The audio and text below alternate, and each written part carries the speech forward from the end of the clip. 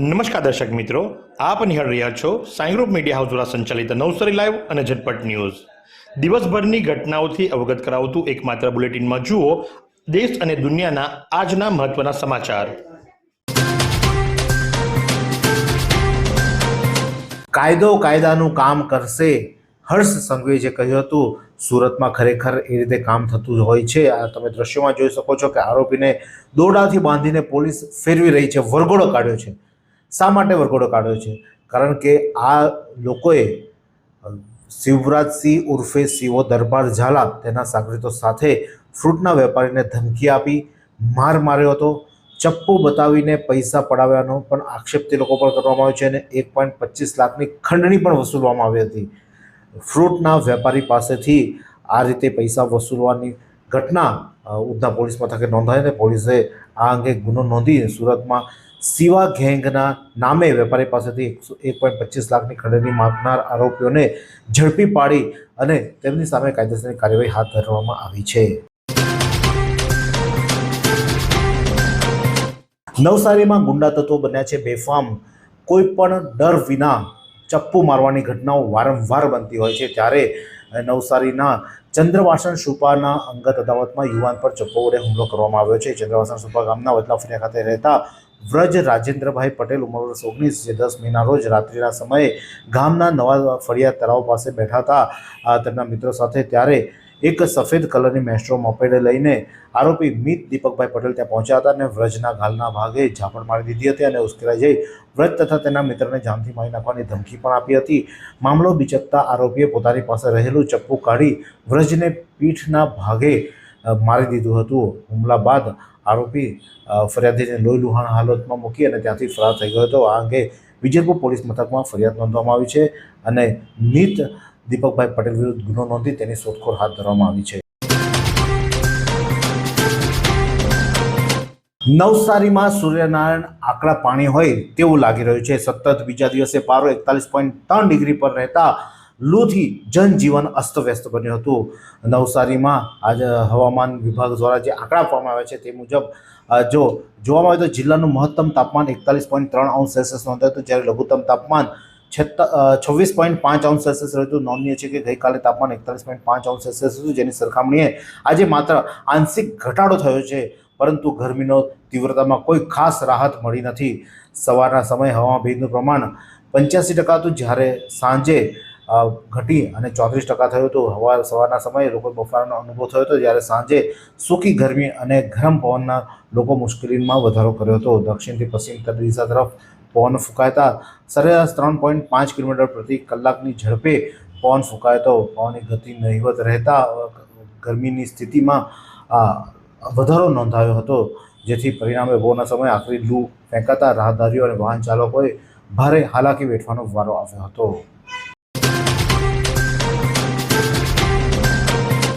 ઉગત ગામે શિકારની શોધમાં નીકળેલા દીપડાને કૂવામાં ખાબકતા કરુણ મોત નીપજ્યું છે. નવસારી જિલ્લાના જલાલપુર તાલુકાના ઉગત ગામે વન્યજીવની રક્ષા સામે સવાલ ઉઠી રહ્યા છે. એક કરુણ ઘટના સામે આવી છે. ગામમાં ફાંસી ફળિયામાં રહેતા રાજુ પરમારના ઘરની પાછળ આવેલા એક ખુલ્લા કૂવામાં શિકારની શોધમાં ભટકતો દીપડો અચાનક ખાબક્યો હતો. અંધારામાં કૂવાનો અંદાજ ન આવતા દીપડો સીધો પાણીમાં પડ્યો હતો, જ્યાં બહાર નીકળવાની કોઈ જગ્યા ન મળતા અને સંભવિત ઈજાના કારણે તેનું પાણીની અંદર જ કરુણ મોત નીપજ્યું હતું. વહેલી સવારે સ્થાનિકોએ કૂવામાં તપાસ કરતા દીપડો મૃત હાલતમાં તરતો જોવા મળ્યો હતો, જેથી નવસારી વન વિભાગને જાણ કરવાથી વન વિભાગના અધિકારીનો કાફલો ઘટનાસ્થળ દોડી આવ્યો હતો. વન વિભાગના કર્મચારીઓ સ્થાનિક યુવાનોની મદદ લઈને દીપડાના મૃતદેહને કૂવામાંથી બહાર કાઢી વધુ કાર્યવાહી હાથ ધરી છે. સયાજી વૈભવ લાઇબ્રેરી દ્વારા 3 નાટકો લોકોએ માણ્યા. સયાજી વૈભવ પુસ્તકાલય અને નરેન્દ્ર હીરાલાલ પારેખ જ્ઞાનધામ નવસારી આયોજિત વેકેશન વાચોત્સવમાં 3 બાળ નાટકો જેને બાળકો અને વાલીઓ માણ્યા હતા. સયાજી વૈભવ પુસ્તકાલય અને નરેન્દ્ર હીરાલાલ જ્ઞાનધામ નવસારી દ્વારા અભ્યાસ કરતા બાળકો માટે વેકેશનનો સદુપયોગ માટે અનેક વિવિધ પ્રવૃત્તિઓ આયોજન કરવામાં આવતો હોય છે. વેકેશન દરમિયાન વિવિધ પ્રવૃત્તિઓમાં બાળકો ખૂબ મોટી સંખ્યામાં જોડાય છે. આ પ્રવૃત્તિના ભાગરૂપે બાળકો અને વાલીઓ માટે આ ખાસ આમંત્રિતો માટે નવસારી ટાટા હોલમાં ગુજરાતી સાહિત્યના 3 મહાન લેખકોના 12 લઘુ નાટકો સફળતાપૂર્વક રજૂ કરવામાં આવ્યા હતા, જેમાં પ્રબોધ જોશી લેખિત નાટક 3 બંદર, તારક મહેતા લિખિત નાટક બેક ટુ સ્કૂલ અને ભારતીય નંદુ હરિત સ્વિત લિખિત નાટક અંધેરી નગરી મેં ગુંડારાજને રજૂ કરી તમામ શ્રોતાઓને ખૂબ વખાણ કર્યા હતા.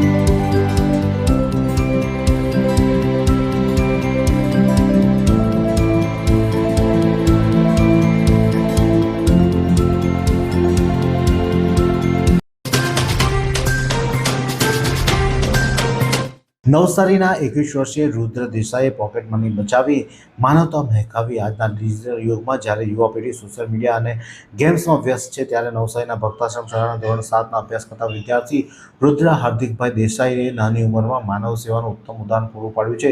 રુદ્ર છેલ્લા 5 વર્ષથી નવસારીની પોતાની પોકેટ મની બચાવી અને જરૂરિયાતમંદ લોકોને સેવા કરી રહ્યો છે. તે પોતાના અભ્યાસની સાથે સમય ફાળવીને નિયમિતપણે નિરાધાર લોકોના આશ્રયસ્થાન શેલ્ટર હોમની મુલાકાત લઈ અહીંની પોતાની બચતમાંથી વડીલો માટે નાસ્તો અને તેમજ રોજિંદી જરૂરિયાતની ચીજવસ્તુ પહોંચાડીને તેમના ચહેરા પર સ્મિત લાવવાનો પ્રયાસ કરી રહ્યો છે.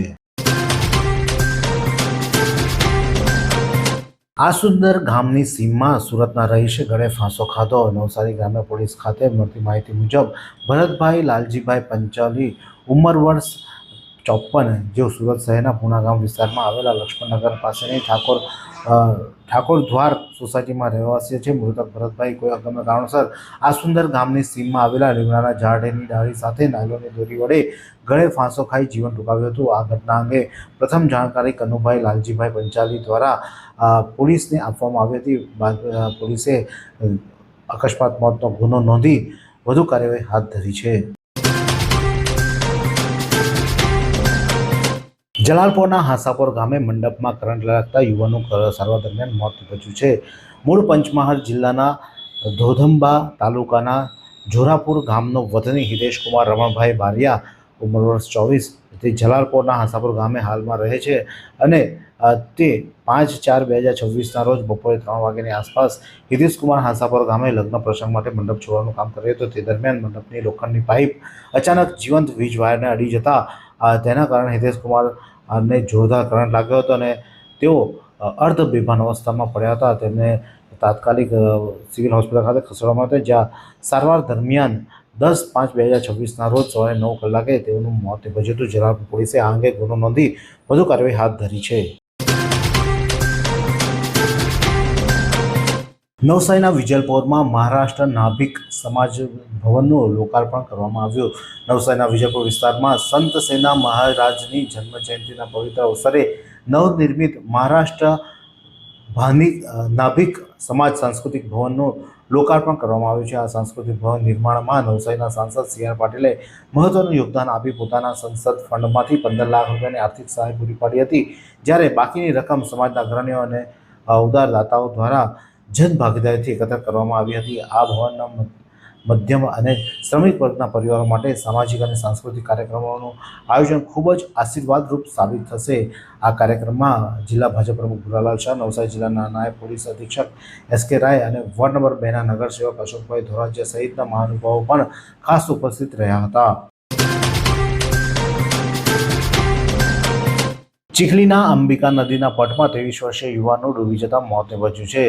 તાપી જિલ્લાના વાલોડ તાલુકાના ખડદર સરદાર ફળિયા ખાતે રહેતા ભરતભાઈ કુરજીભાઈ પટેલ 23 વર્ષીય પુત્ર કિરણકુમાર ભરતભાઈ પટેલ ગત 10મી એપ્રિલ 2026 રોજ ચીખલી ગામની સીમમાંથી પસાર થતી અંબિકા નદીના કિનારે ગયો હતો. સાંજના સમયે કિરણકુમાર નદીના પટમાં આવેલા પથ્થરો પર ચાલી રહ્યો હતો. તે દરમિયાન તેનો પગ લપસી જતા કિરણકુમાર સીધો નદીના ઊંડા પાણીમાં પડી ગયો હતો અને જ્યાં ડૂબી જતા તેનું ઘટના સ્થળે જ મોત નીપજ્યું હતું. બનાવની જાણ થતાં મૃતકના પિતા ભરતભાઈ પટેલ પરિવારજનો સ્તબ્ધ થઈ ગયા હતા. 23 વર્ષીય નાની ઉંમરે પુત્ર અકાળે અવસાન થતાં સમગ્ર પંથકમાં શોકનું મોજું ફરી વળ્યું હતું. ઘટનાની જાણ થતાં ચીખલી પોલીસે ત્યાં પહોંચી અકસ્માત મોતનો ગુનો નોંધી વધુ કાર્યવાહી હાથ ધરી છે.